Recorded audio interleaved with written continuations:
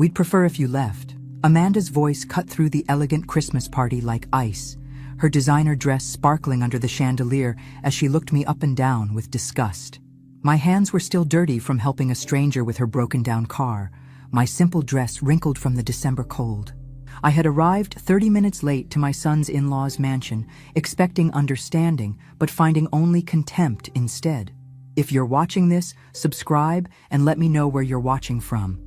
Let me back up and tell you how a 64-year-old woman named Margaret Sullivan ended up being humiliated at the fanciest Christmas party in Greenwich, Connecticut.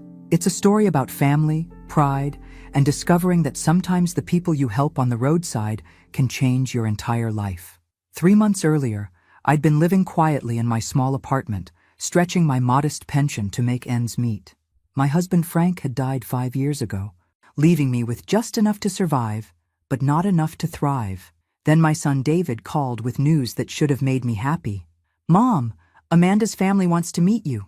Really meet you this time." His voice carried that careful tone he used when walking on eggshells. "They're having their annual Christmas party, and they specifically asked me to invite you." I should have been thrilled. After 3 years of marriage, David's wife Amanda had barely acknowledged my existence. The Whitmans were Connecticut royalty, old money, old traditions, and definitely old attitudes about people like me. Amanda's grandmother had built some kind of business empire, and every family gathering felt like a board meeting where I definitely wasn't qualified to attend. "That's wonderful, honey," I said, though something in David's voice made me cautious. What changed their minds? "Amanda's been talking to her grandmother about family, about how important it is to include everyone." He paused. "Just maybe dress nicely. You know how they are about appearances." I knew exactly how they were about appearances. Every time I'd seen Amanda, she looked like she'd stepped out of a magazine. Perfect hair, perfect clothes, perfect everything. Meanwhile, I shopped at discount stores and cut my own hair to save money. But this was my chance. My chance to finally be part of David's new life, to show them I wasn't the embarrassment they thought I was. So I said yes, not knowing that decision would lead me to a roadside encounter that would expose exactly what my son's in-laws thought of women like me. The relationship between me and the Whitman family had been complicated from the start. David met Amanda during his residency at Yale Hospital, and I could tell immediately she came from a different world. When she first visited our apartment, she'd looked around with barely concealed horror at my second-hand furniture and outdated appliances. "It's very cozy," she'd said. Her tone suggesting cozy was the worst possible thing a home could be. I'd tried to win her over with my cooking, my stories, my genuine interest in her life, but Amanda had already categorized me as David's poor mother, and nothing I did would change that label. The wedding was my first real taste of Whitman family dynamics. Held at their estate in Greenwich, it was an event that cost more than I'd earned in 5 years. I wore my best dress, a navy blue number I'd bought for Frank's funeral, and felt like a sparrow among peacocks. Amanda's mother, Patricia Whitman, had introduced me to guests as David's mother from New Haven. Not by name, just by relationship and geography. As if I were a distant relative, they were obligated to acknowledge. But it was Amanda's grandmother who intrigued me most. Eleanor Whitman was elegant in that way only very wealthy older women can be. Unlike what Amanda often implied about her being out of touch, Eleanor clearly paid attention to everything with sharp blue eyes, taking mental notes on conversations and interactions.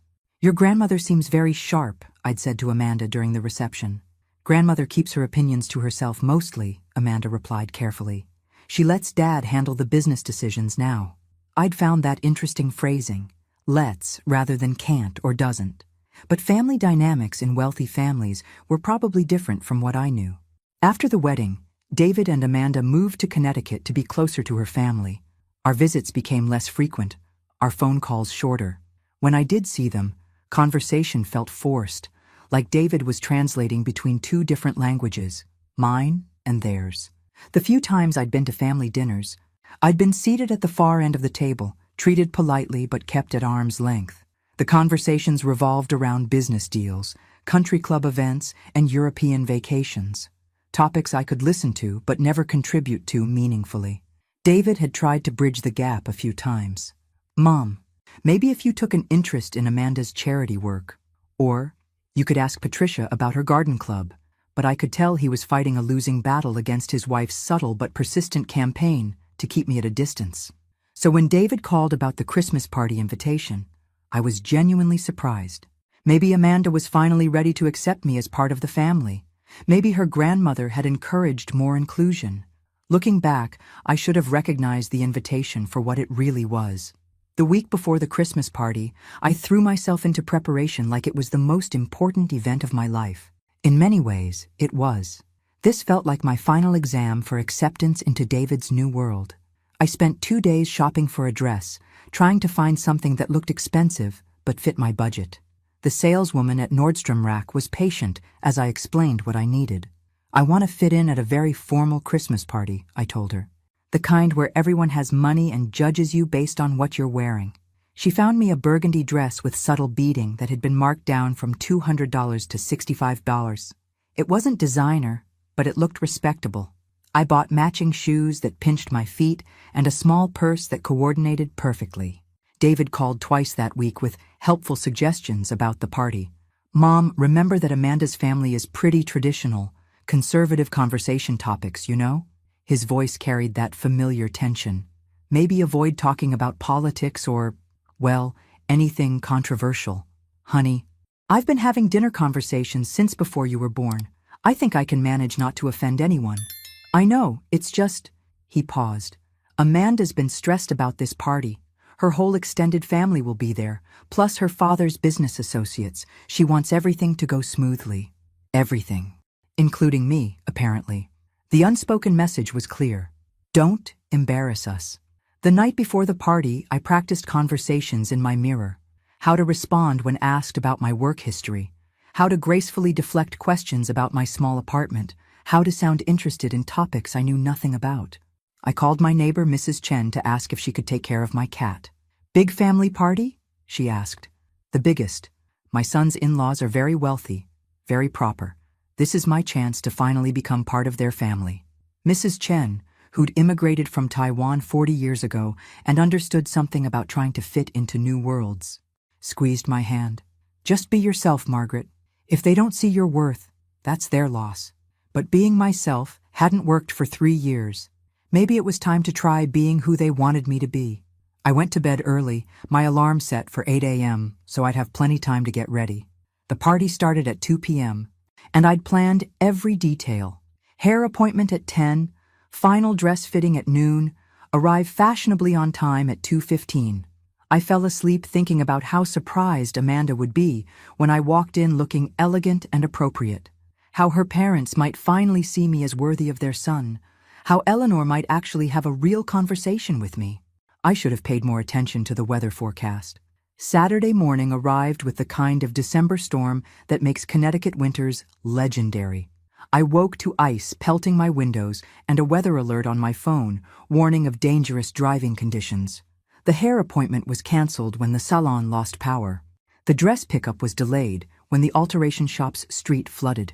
By noon, I was sitting in my bathrobe, watching freezing rain coat everything in a treacherous glaze, wondering if the party would even happen. David called at 12:30. Mom, are you still planning to come? The roads are pretty bad. I could hear Amanda in the background. Tell her the party's still on. Everyone's already here. Everyone except me, apparently. The realization that I was the only one battling the weather to attend hit harder than it should have. I'll be there, I told David. I wouldn't miss it. Without professional help, I did my own hair and makeup, trying to achieve the polished look I'd seen on Amanda. My hands shook slightly as I applied lipstick. Nerves, I told myself, not age. The burgundy dress fit perfectly, and for a moment I felt genuinely elegant. The woman in my mirror looked like she belonged at sophisticated parties. At least until I caught sight of my practical winter coat, the only one I owned. I left my apartment at 1:30, giving myself extra time for careful driving. The roads were slick but manageable if you drove slowly and stayed focused. Other drivers clearly had the same idea. Traffic moved at a cautious crawl. Everything was going fine until I reached the winding road leading to the Whitman estate. That's when I saw her. An elderly woman standing beside a luxury sedan with its hood up, wearing an expensive-looking coat but no hat, ice forming on her silver hair. I could have driven past. The smart thing would have been to call AAA from my phone and continue to the party. I was already running late, and stopping would make me even later. But I couldn't leave an elderly woman stranded in dangerous weather, even if it meant arriving at the most important social event of my life, looking less than perfect. I pulled over and rolled down my window. "Do you need help?" The woman turned, and I got my first clear look at her face. She was probably late 70s, with the kind of bone structure that suggested she'd been beautiful her entire life. Her blue eyes were sharp and assessing, not confused or helpless like I'd expected. "My car won't start," she said calmly. "The engine just died." I should have just called for help and left. But something about her composed dignity in the face of crisis reminded me of my own mother. "Let me take a look," I heard myself saying. Getting out of my car meant abandoning any hope of arriving at the party looking pristine. The freezing rain soaked through my coat immediately, and I could feel my carefully styled hair beginning to wilt. The woman watched as I examined her engine. I wasn't a mechanic, but Frank had taught me basic car maintenance before he died. "Battery terminals are corroded," I called out, raising my voice over the wind. "Do you have any cola in the car?" She looked at me like I'd lost my mind. "Cola? Coca-Cola works great for cleaning battery corrosion. Emergency trick my husband taught me." She opened her car and produced a small bottle of Coke from what looked like a very expensive handbag. As I poured the cola over the battery terminals, I was acutely aware of how ridiculous this must look. Two women in formal wear performing roadside repairs in an ice storm. "You're going to ruin your dress," she observed. "Already am," I said, scraping corrosion with my car key. "Sometimes you just have to prioritize helping people over staying clean." While we waited for the cola to work, she asked where I was headed. "Christmas party," I said, not mentioning it was my first real invitation into the Whitman family circle. "My son's in-laws. Very formal affair. And you stopped to help a stranger?" I shrugged. "Couldn't leave you stranded. Family events happen every year, but leaving someone in danger? That would bother me forever." Something shifted in her expression when I said that. Her assessing gaze softened into something that looked almost like approval. "Try starting it now," I suggested. The engine turned over smoothly. She smiled, the first genuine warmth I'd seen from her. "You're very kind," she said. "Not many people would have stopped, especially dressed for a formal party." I looked down at my outfit. My coat was soaked, my dress had grease stains on the skirt, and my hair was plastered to my head. The elegant woman I'd been an hour ago was gone. "Well, I can't exactly show up to this party looking like this," I said, trying to laugh off my disappointment. "Maybe I should just head home." "Nonsense," she said firmly. "Anyone worth knowing will understand that you put kindness before vanity. And if they don't understand that, they're not worth knowing." She reached into her purse and handed me an embossed business card. "Eleanor Whitman," it read. My heart stopped. "You're Amanda's grandmother," I whispered. Her blue eyes, so much like Amanda's but infinitely warmer, held something that might have been satisfaction. "I am indeed. And you must be Margaret Sullivan, David's mother." She paused, studying my shocked face. "I've been very curious to meet the woman who raised such a good man." My mind raced. This was Eleanor Whitman? The woman Amanda described as letting others handle business decisions? The one who supposedly stayed out of family matters? "I had no idea," I stammered. "I'm quite sure you didn't," she said, her tone carrying layers of meaning I couldn't quite grasp. "Shall we head to the party together? I think you'll find it more interesting than you expected." Following Eleanor Whitman's car up the winding drive to the family estate, I tried to process what had just happened. I'd stopped to help a stranger and discovered she was the matriarch of the family I'd been trying to impress for 3 years. The irony wasn't lost on me. After all my preparation, all my worry about making the right impression, I was arriving exactly as I was, disheveled, dirty, and completely authentic. The Whitman estate rose before us like something from a movie set. Christmas lights outlined every window and doorway, and I could see elegant figures moving through the grand rooms. Valets waited under a covered portico to take our cars. "Mrs. Whitman!" The young man who opened Eleanor's door seemed surprised. "We weren't expecting you for another hour. Your driver called to say the roads were too dangerous." "I decided to drive myself," she said simply. then waited as another valet approached my modest sedan with barely concealed confusion. So that explained it.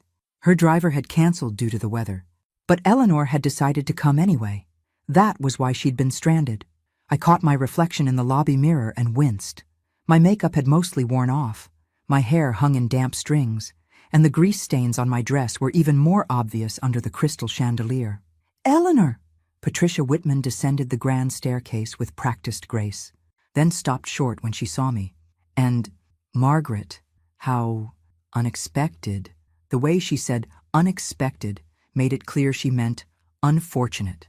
"Margaret helped me with car trouble," Eleanor explained calmly.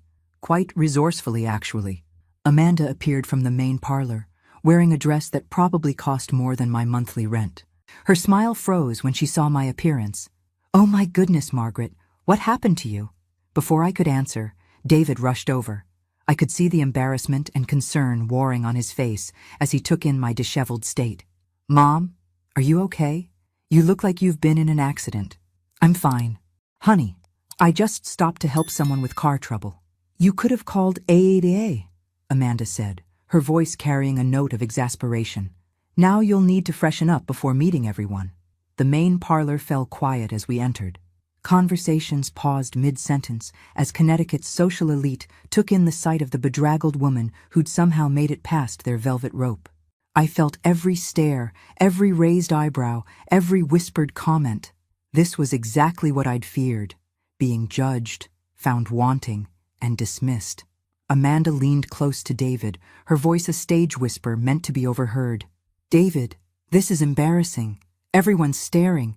Maybe she should go home and change. Come back later."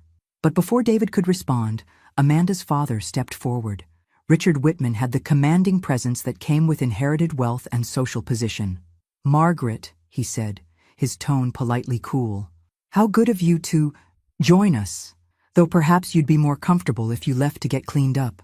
We'd completely understand." The message was clear. I wasn't welcome looking like this. Maybe I wasn't welcome at all.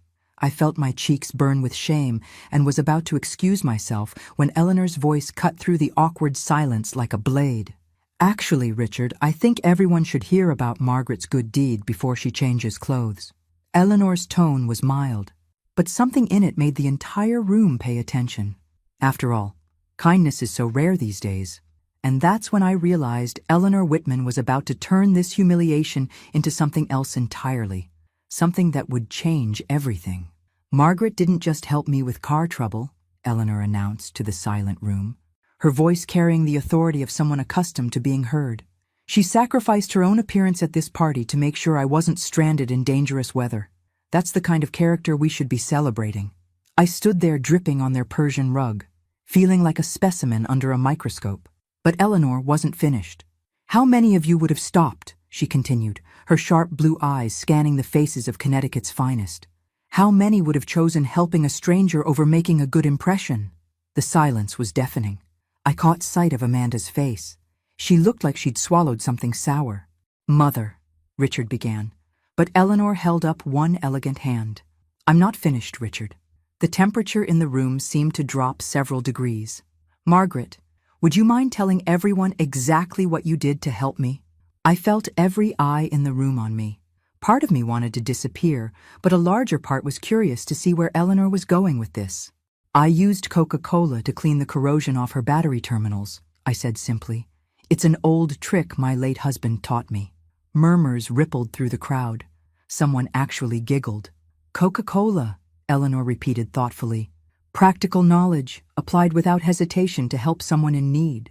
No concern for expensive clothes or perfect hair, just immediate action to solve a problem." She moved to stand beside me, and I noticed that despite her 78 years, she commanded the room effortlessly. "That's exactly the kind of thinking that built this family's fortune," she said quietly. "The willingness to get your hands dirty when something needs fixing." Amanda stepped forward, her smile tight. "Grandmother, perhaps we should let Margaret get cleaned up before—" "Before what, Amanda?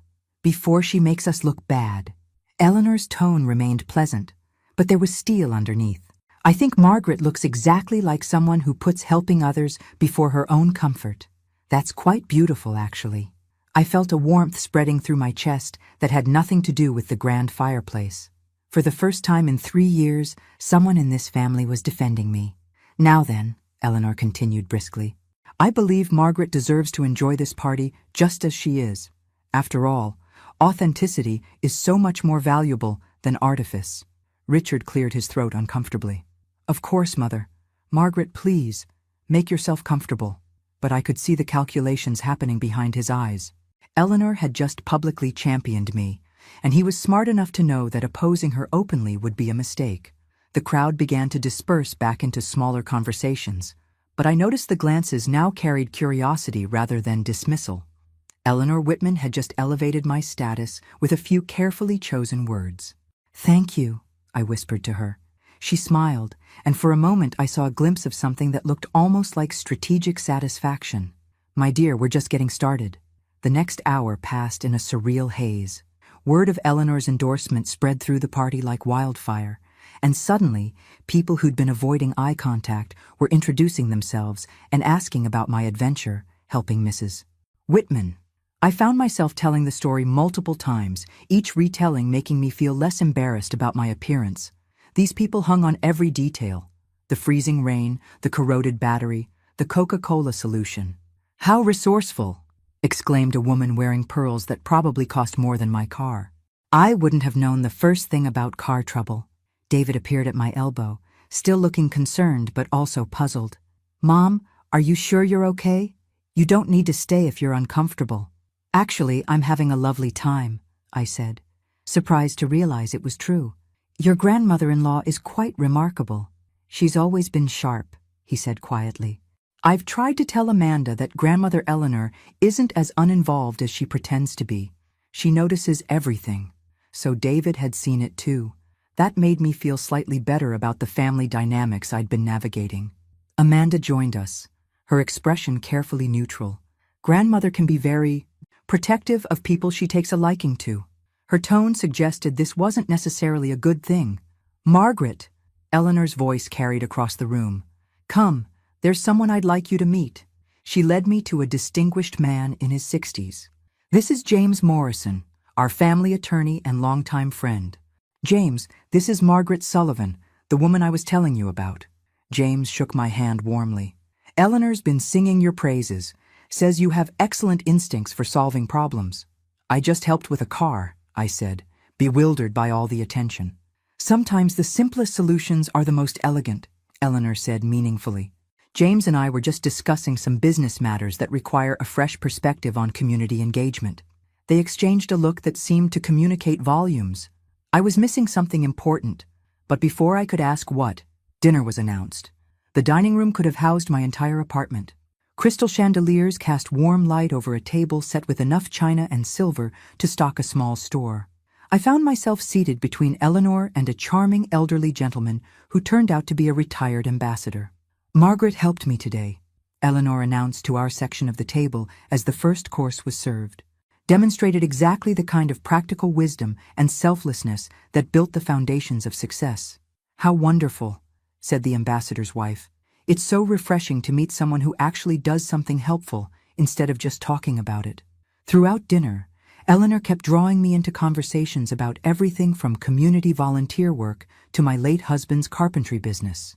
She seemed genuinely interested in my life, asking thoughtful questions that made me feel like my experiences mattered. Frank sounds like he was a remarkable man, she said when I mentioned how he'd taught neighborhood kids woodworking skills for free. Building things, teaching skills, helping others succeed. That's real legacy. But I also noticed that Amanda kept glancing at her father with increasing anxiety, and Richard's jaw grew tighter each time Eleanor praised me. Something was building toward a confrontation, and I had the uncomfortable feeling I was about to be caught in the middle of it. After dinner, Eleanor suggested we move to the library for coffee and brandy. The room was magnificent, floor-to-ceiling bookshelves, leather chairs arranged around a massive fireplace, oil paintings of stern-looking ancestors watching from gilded frames. This is where the real conversations happen, Eleanor confided, as she settled into a wingback chair that might have been a throne, away from the formal dining room performance.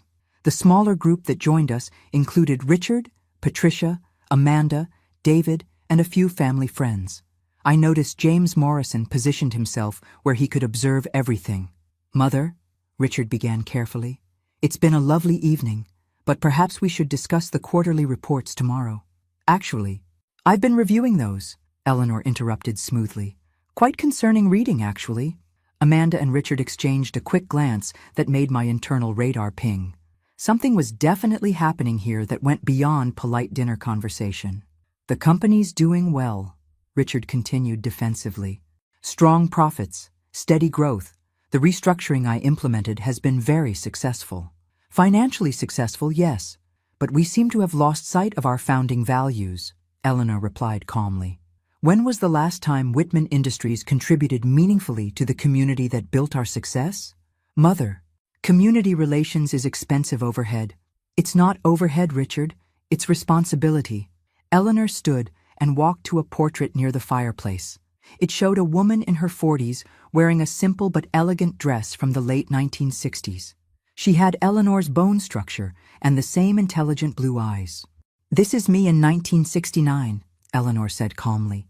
"The year I started Whitman Industries with a $5,000 loan and a rented storefront in Hartford." The room went very quiet. I stared at the portrait, then at Eleanor, my mind racing. "I was 23 years old, a young mother with big dreams and bigger determination," she continued.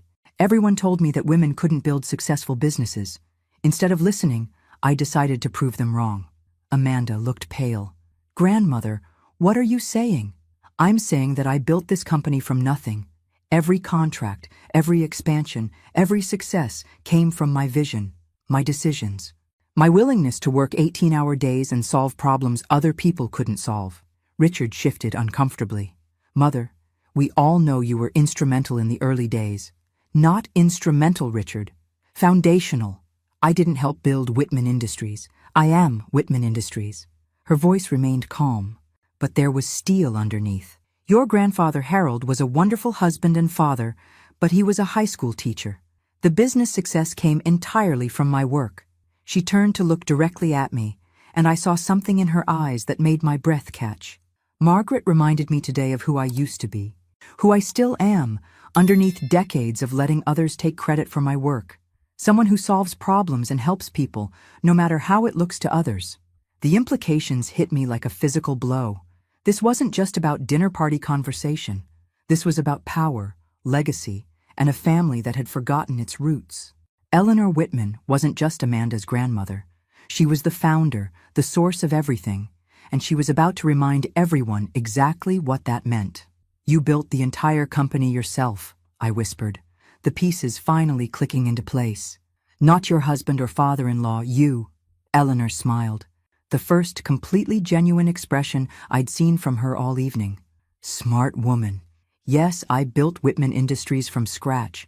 Harold was a wonderful man and supportive husband, but the business was entirely mine." The silence in the room was deafening. Amanda looked like she might faint. "But everyone always talks about Grandfather Whitman's business legacy," David said, his voice confused. "The founding vision, the family tradition. I let people assume Harold had built the company because it was easier in those days," Eleanor said matter-of-factly. "A woman-owned business faced extra scrutiny, discrimination from suppliers, resistance from clients. It was simpler to let Harold be the public face while I did the actual work." Richard's face had gone from pale to flushed. "Mother, you can't just—" "Can't what? Tell the truth about my own company?" Eleanor's voice carried decades of accumulated authority. "Remind my family that their privilege came from a woman who understood the value of hard work and treating people with dignity?" She moved to stand behind my chair, her hand resting lightly on my shoulder. "Today, Margaret demonstrated the exact qualities that built this family's fortune: practical problem-solving, willingness to sacrifice for others, character over appearance, qualities that seem to have gotten lost along the way." Amanda found her voice. "Grandmother, this is hardly fair. We can't all be automotive repair experts." "It's not about automotive repair, Amanda." Eleanor's tone was patient but firm. "It's about values.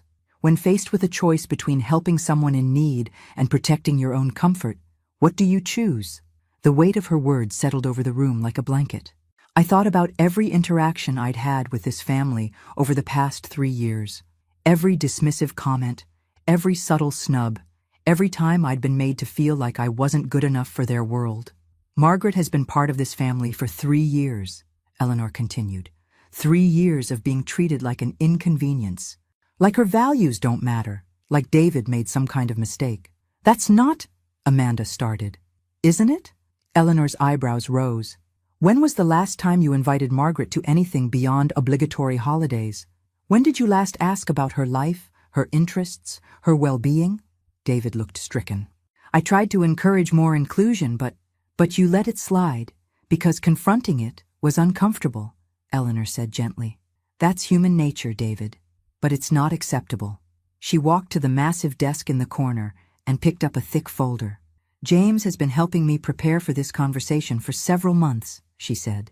I've been planning to resume a more active role in company operations. Richard shot to his feet. Mother, the company is running perfectly fine. Financially, yes. Ethically, no.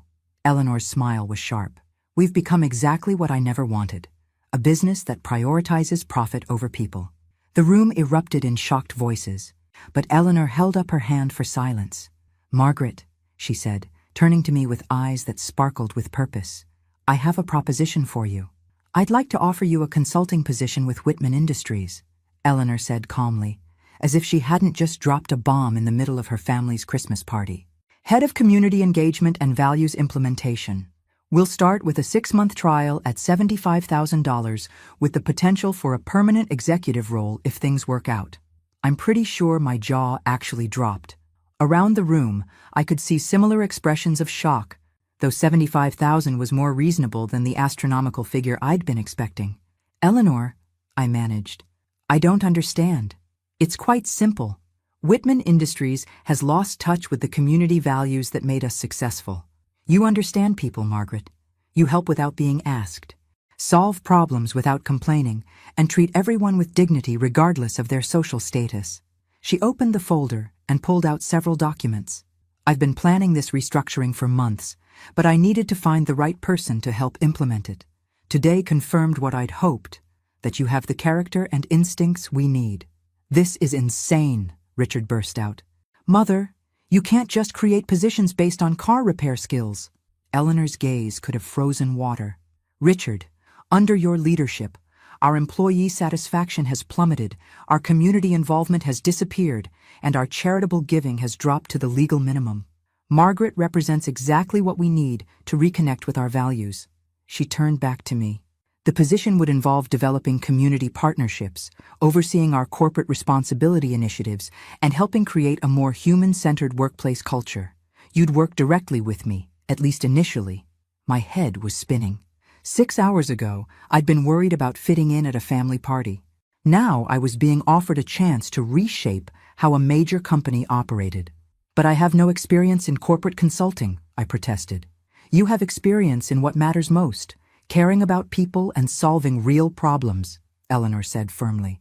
The business skills can be learned, the character cannot. Amanda found her voice, though it was strained. Grandmother, this is very sudden. Perhaps Margaret needs time to consider.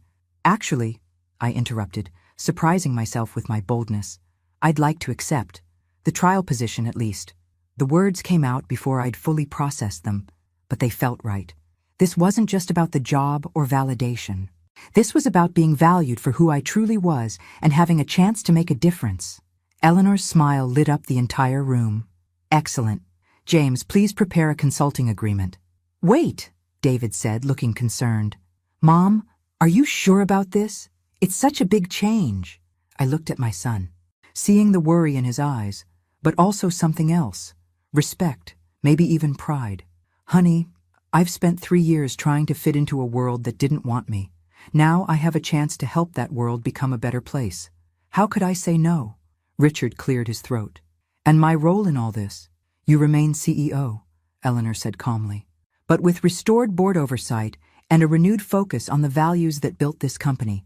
Consider this a course correction, not a takeover. She looked around the room at the shocked faces, then back at me. Margaret, you've reminded me that true wealth isn't just measured in financial statements. It's measured in how many lives you improve, how many people you help, and how much good you do with the resources you've been given. As I stood in that magnificent library, still wearing my stained dress and ruined shoes, I realized something profound had just happened. I hadn't just found acceptance in this family. I'd found a purpose I never knew I was looking for. Eleanor Whitman, who had built an empire from nothing 55 years ago, had seen something in me that I'd almost forgotten existed. Not just the woman who'd helped with car trouble, but someone capable of helping others on a much larger scale. For the first time in years, I felt like I was exactly where I belonged. The woman who'd arrived as an outsider was leaving as a partner in rebuilding something important. And tomorrow, I'd start the most meaningful work of my life. Some Christmas parties change your outfit. This one changed my entire future. Thanks for listening. Don't forget to subscribe and feel free to share your story in the comments. Your voice matters.